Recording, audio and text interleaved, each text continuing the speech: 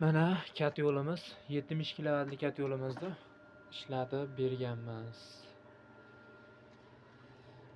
Motorimiz ikkinchi stolda turibdi. Davleniyamiz 2 atmosferada turibdi mana. Xo'p. 75 va 80 ga qo'yilgan ekan. Mana gradusimiz 80 dan ozgina tushib turibdi. 77 da turibdi почти.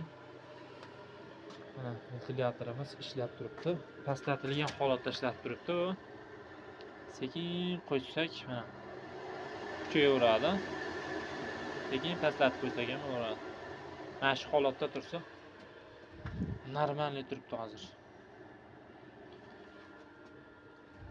Ozgina ko'tarib qo'yamiz. Mana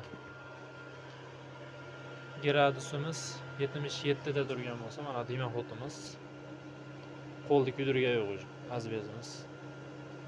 Mana ushlab turibdi. Qo'lni kuyga yo'q.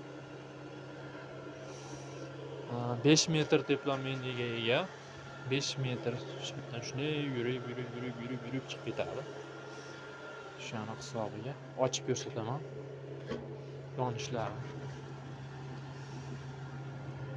O'ta avjida yonyapti. Endi bu listini hozir ola olmayman, chunki jinday xavfli bo'lib qoladi.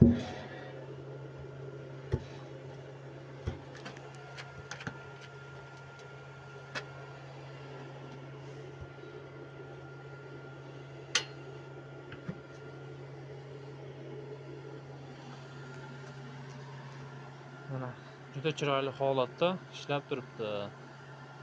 Kimga shunaqa kat yo'llar kerak bo'lsa, shunaqa xizmatlar kerak bo'lsa, ekrandagi nomerlarga sekin-sekin aloqaga chiqa olasiz.